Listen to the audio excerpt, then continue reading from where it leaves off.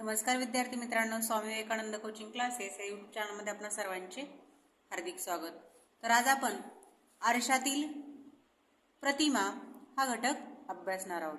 तर इयत्ता पहिली पासून ते आपल्याला विविध स्पर्धा परीक्षेसाठी सुद्धा या आरशातील प्रतिमा हा घटक दिलेला असतो। तर सर्वांसाठीच हा घटक आपल्याला उपयोगी पडणार आहे। तसा तर हा व्यवसाय आपला इयत्ता तिसरीतील व्यवसाय आहे।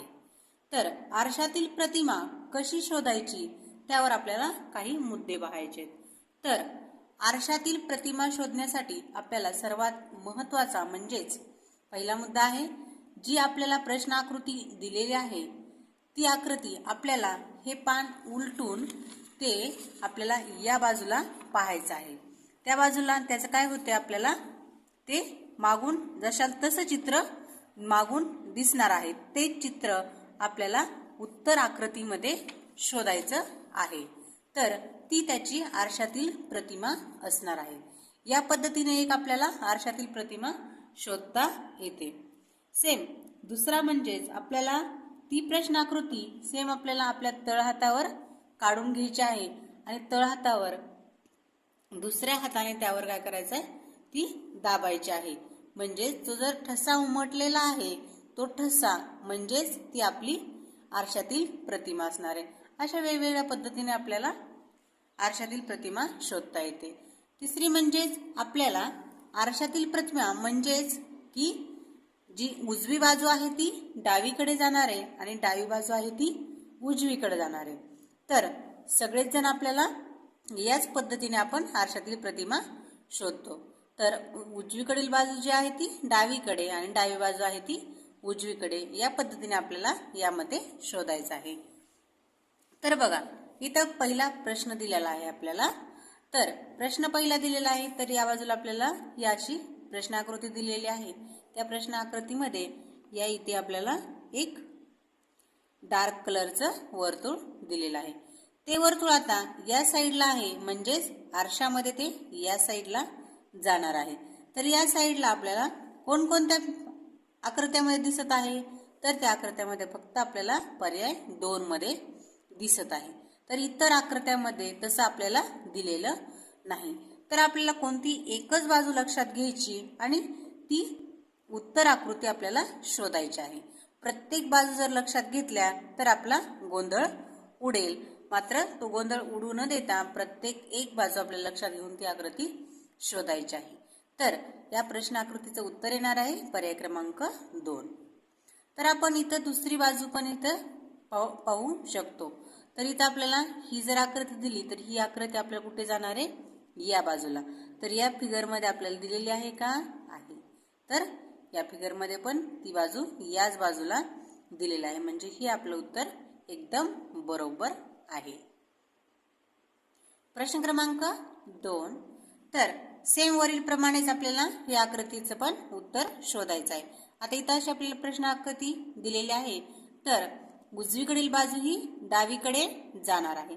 तर ही बाजू या बाजूला आणि ही बाजू या बाजूला जाणार आहे। तर अशी फिगर आपल्याला याच्यामध्ये इथे दिसत आहे, कारण की हे जे वर्तुळ आहे ते कुठे बाहेरच राहणार आहे। इथे रेषेच्या बाहेर आहे, म्हणजेच इथे पण रेषेच्या बाहेर राहणार आहे आणि ते पण या आकृतीच्या आतल्या साईडला।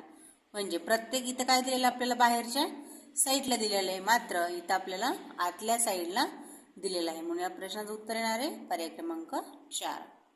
प्रश्न क्रमांक 3, तर या प्रश्न आकृतीनुसार आपल्याला उत्तर आकृती शोधायची आहे।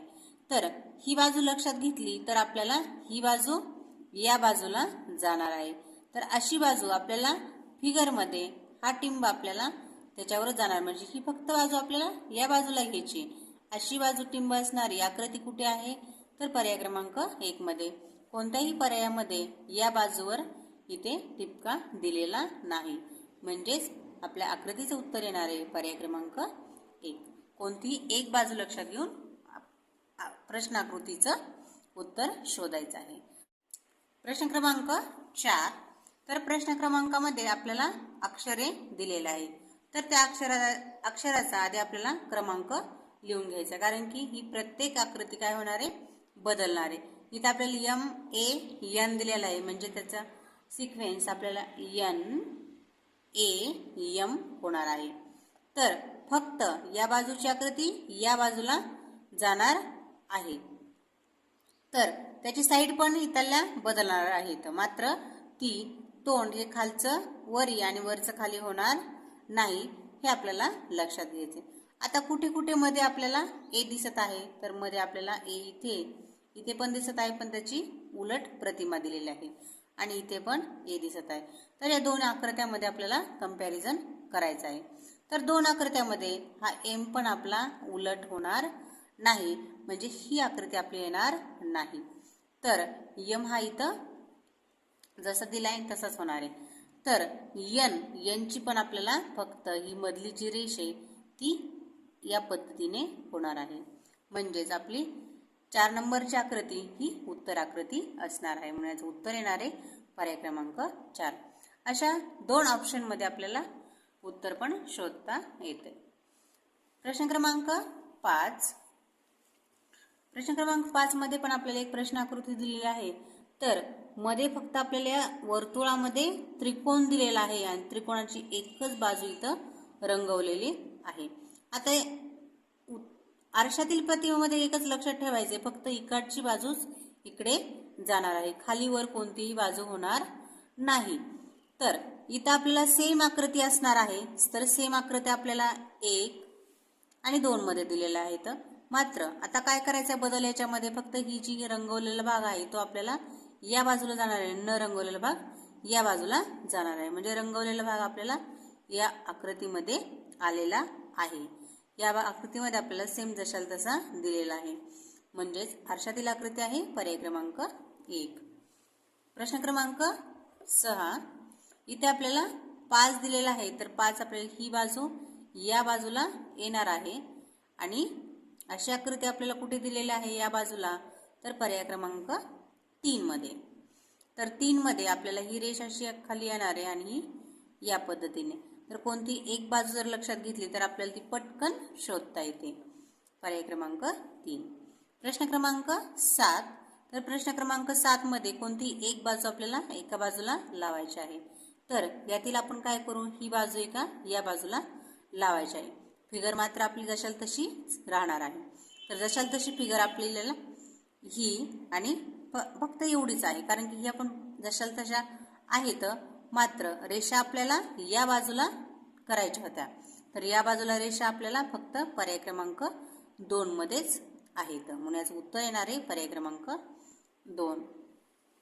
प्रश्न क्रमांक 8. तर प्रश्न क्रमांक 8 मध्ये आपण ही जर बाजू लक्षात घेतली रंगवलेली मधली, तर ही बाजू आपल्याला या बाजूला जाणार आहे. तर या बाजूला जाणाऱ्या आकृत्या आपल्याला 1, 2 आणि 3 ह्याच्यामध्ये दिसत आहेत. मात्र आता ही बाजू लक्षात घेतली तर आपल्याला 3 फिगर मिळत आहेत. मग काय करायचंय, दुसरी बाजू लक्षात घ्यायची. तर दुसरी बाजू जर लक्षात घेतली आपण, तर या रेषांची बाजू लक्षात घ्यायची. आता रेषा आपल्याला या पद्धतीने दिलेल्या आहेत, तर या रेषा आपल्याला उलट होणार आहेत, म्हणजे या पद्धतीने या रेषा होणार आहेत. म्हणून या प्रश्नाकरिताचं उत्तर येणार आहे पर्याय क्रमांक 2. प्रश्न क्रमांक 9. आता इथं आपल्याला क दिलेला आहे, तर क ची या बाजूची जी वक्र भाग आहे तो इकडे जाणार आहे आणि हा भाग या बाजूला येणार आहे. तर असा भाग आपल्याला पर्याय क्रमांक इथे 3 मध्ये दिसत आहे, कारण की इथं दोन्ही बाजू कशा झालेल्या तर रिकाम्या झालेल्या आहेत.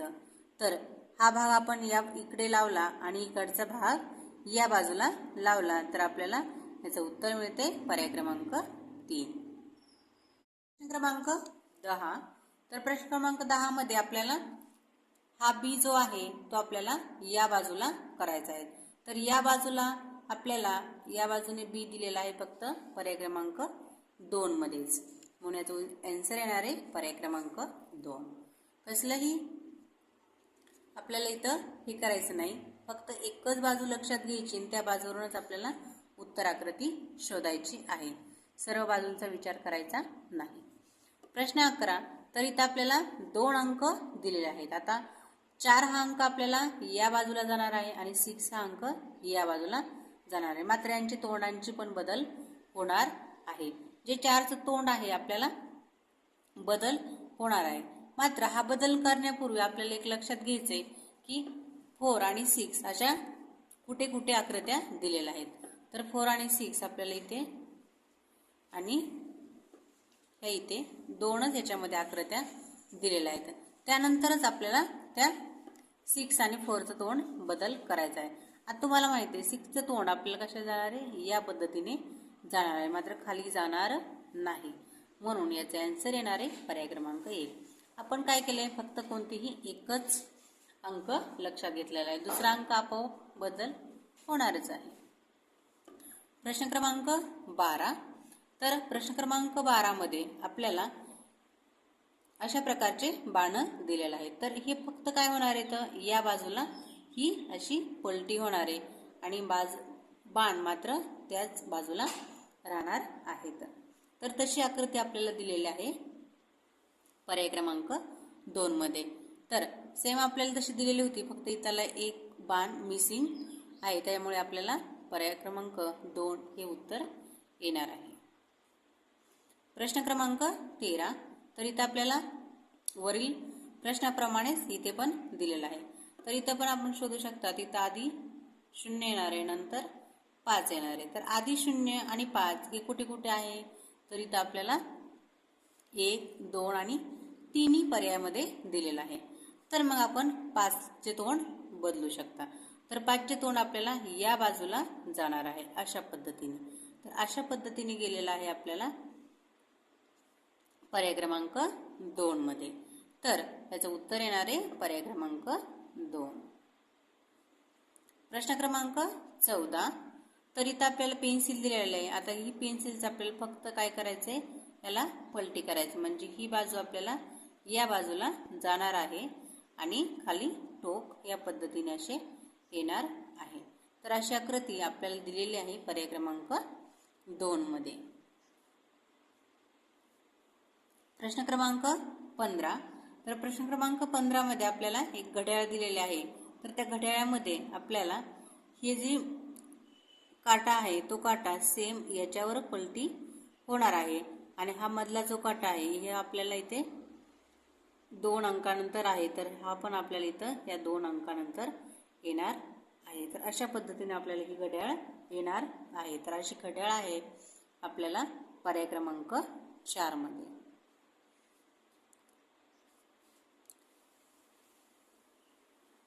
प्रश्न क्रमांक 16.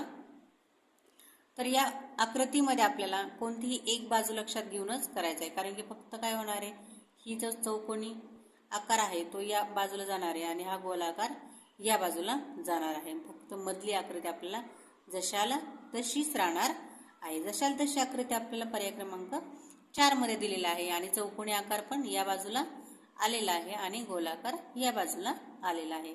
म्हणून याचं उत्तर येणार आहे पर्याय क्रमांक 4. प्रश्न क्रमांक 17. तर प्रश्न क्रमांक 17 मध्ये आपल्याला या प्रकारची आकृती दिलेली आहे. तर आता ही बाजू आपल्याला जाणार आहे या बाजूला, मात्र त्याचं तोंडही बदल होणार आहे, म्हणजे याची बाजू आपल्याला या पद्धतीने जाणार आहे. तर या पद्धतीने जर तोंड केलेलं आहे ते कुठे आहे, तर पर्याय क्रमांक 2 मध्ये. तर 2 मध्ये फक्त आपण तोंडाचा बदल केला आहे का, तरच आपल्याला लगेच उत्तर मिळालंय. म्हणजे खालील आकृती आपण जर अशी केली तर आपल्याला ही पण फिगर इथं मिळून जाते. म्हणजे प्रश्न क्रमांक 17चा आन्सर येणार आहे पर्याय 2. प्रश्न क्रमांक 18. तर इथं आपल्याला 3 अक्षरे नावाचं एक शब्द दिलेला आहे, ब द क. आता इथं पण आपण त्या पद्धतीने लिहून घ्यायचं, जसा बदल करायचा आपल्याला सेम तसा लिहून घ्यायचा आहे. क नंतर द येणार आहे आणि नंतर ब येणार आहे. तर असा बदल आपल्याला कुठे दिलेला आहे, क द ब. मात्र ते आपल्याला उलट क्रिया होणार नाही, म्हणजे पाण्यातली नाही, आरशातली प्रतिमा आहे. आरशात आपल्याला फक्त उजवीकडील बाजू डावीकडे आणि डावीकडील बाजू उजवीकडे होत असते. तर ही आकृती काय येणार नाही, कारण की ती उलट क्रिया आहे. तर या पद्धतीने आपल्याला ती आकृती येणार आहे. इथं आपल्याला सेम जशाल तसं नाव दिलेलं आहे, मात्र क, द आणि ब हे आपल्याला उलट क्रिया दिलेल्या आहेत. म्हणजे याचे आन्सर येणार आहे पर्याय क्रमांक 3. प्रश्न क्रमांक 19. तर प्रश्न क्रमांक 19 मध्ये आपल्याला झेड आकाराचे एक आकृती दिलेला आहे. सेम आकृती आपल्याला ही जी रेषा आहे ती या बाजूला जाणार आहे आणि हा ॲरो जो आहे तो पण या बाजूला जाणार आहे. तर असा ॲरो आपल्याला कोणत्या फिगरमध्ये दिसत आहे, तर फक्त फिगर क्रमांक 2 मध्येच दिसत आहे. हा जर ॲरो आपण या पद्धतीने लावला तर बरोबर सगळ्याच बाजू आपोआप बदलणार आहेत. ठीक आहे, म्हणून या प्रश्नाकृतीचं उत्तर येणार आहे पर्याय क्रमांक 2. फक्त एकच बाजू लक्षात घ्यायची. एक बाजू लक्षात घेतली लगेच आपल्याला आपल्या प्रश्नाचं उत्तर मिळून जाते. कारण प्रत्येक बाजू जर लक्षात घेतली तर काय होतं, मुलांचा गोंधळ होतो. त्यामुळे गोंधळ न करता आपल्याला प्रश्नाचं उत्तर अचूक पद्धतीने द्यायचे आहे. प्रश्न क्रमांक 20. खालीलपैकी कोणते इंग्रजी अक्षर आरशात पाहिल्यास आहे तसेच दिसेल? तर आरशात पाहितले तर आहे तसेच ते दिसणार आहे. तर आर जर बघितला आरशात तर त्याचा बदल होणार आहे, याचं या बाजूला तोंड होणार आहे, म्हणजे हे आपल्याला आहे तसं दिसणार नाही. एच हे अक्षर असं आहे की ते आपल्याला जसं पाहिलं ते तसंच दिसणार आहे, कारण की त्याच्या उलट जरी बाजू केला आपल्याला सेमच दिसणार आहे. म्हणून ब आणि यल मात्र आपल्याला आरशात जर पाहितलं तर या बाजूला त्याचा हा यलचा खालचा दांडा या बाजूला जाणार आहे. तर यल पण तसं जसं आहे तसं दिसणार नाही. आणि ड मध्ये ए दिलेला आहे. ए मात्र आपल्याला आरशात जसं पाहिलं तसं सेमच दिसणार आहे. म्हणजेच ब आणि ड हे आपल्याला आरशात पाहिल्यास ते जशाल तसे दिसणार आहे. म्हणून याचं उत्तर येणार आहे फक्त ब आणि ड योग्य. पर्याय क्रमांक 3. फक्त ब आणि ड योग्य. प्रश्न क्रमांक 21. पुढीलपैकी कोणत्या आकृतीच्या उजव्या बाजूस आरसा ठेवल्यास हुबेहूब आकृतीशी जुळणारे प्रतिबिंब दिसेल? उजव्या बाजूस म्हणजे या बाजूला आरसा ठेवायचा आहे. या बाजूला जर आरसा ठेवला तर हुबेहूब आकृती आपल्याला कोणती दिसणार आहे? तर इथं आपल्याला DOT केलंय, तर इथं आपल्याला TOD मिळणार आहे, म्हणजे हुबेहूब दिसणार नाही. इथं TEN दिलंय तर इथं आपल्याला NET दिसणार आहे. तर इथं आपल्याला MAM म्हणजेच इथं आपल्याला MAM हुबेहूब दिसणार आहे. आणि PAN ची फिगर आपल्याला NAP अशी दिसणार आहे, म्हणजे हुबेहूब फक्त क दिसणार आहे. म्हणून याचे आन्सर येणार आहे फक्त क योग्य. पर्याय क्रमांक 1. प्रश्न क्रमांक 22. इथं प्रश्न आकृती दिलेली आहे. त्या प्रश्न आकृतीचे आपल्याला सोबतच्या आकृती आरशातील प्रतिमा कशी दिसेल ते पर्यायातून शोधायचे. तर या बाजूचा जो बाण आहे तो आपल्याला या बाजूला जाणार आहे. तर तो फक्त बाणच आपल्याला लक्षात घ्यायचा आहे. तो बाणच आपल्याला कोणत्या आकृतीमध्ये आहे ते पाहायचे. तर इथे आपल्याला पर्याय क्रमांक ड मध्ये तो बाण आलेला आहे. तर हा बाण आपल्याला या बाजूला आहे आणि हा त्रिकोण आपल्याला या बाजूला जाणार आहे. म्हणजे हुबेहूब आकृती आपल्याला पर्याय क्रमांक ड मध्ये दिलेली आहे. म्हणून याचा आन्सर येणार आहे पर्याय क्रमांक ड. पर्याय 2 फक्त ड योग्य. अशा पद्धतीने आपण आरशातील प्रतिमा कशी शोधायची, एकाच ह्याच्यावर कशी शोधायची, एकच आपल्याला पॉईंट घ्यायचा आहे तर आरशातील प्रतिमा शोधायची आहे. अशा पद्धतीने आपण या स्पष्टीकरणासह व्हिडिओ पाहितला. त्याच पद्धतीने आपण पाण्यातील प्रतिमा हा पण व्हिडिओ पाहणार आहोत. तर व्हिडिओ आवडल्यास चॅनल लाईक करा, शेअर करा आणि सबस्क्राईब करा. धन्यवाद बालमित्रांनो.